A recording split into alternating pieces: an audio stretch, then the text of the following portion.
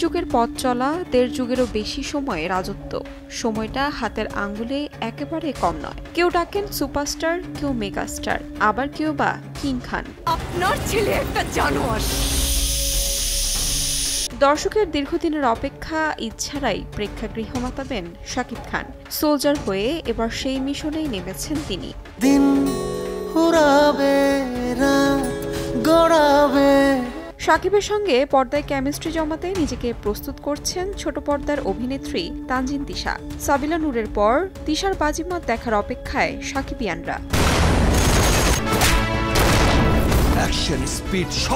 Action নির্ভর সোলজারে Gen Z থেকে শুরু করে সব শ্রেণীর দর্শক পাবেন সমসাময়িক দেশপ্রেমের গল্প। 5 অক্টোবর রাজধানীতে শুরু হবে সিনেমাটির দৃশ্য ধারণ। একই দিনে সন্ধ্যায় আসার কথা রয়েছে সোলজারের ফার্স্ট লুক।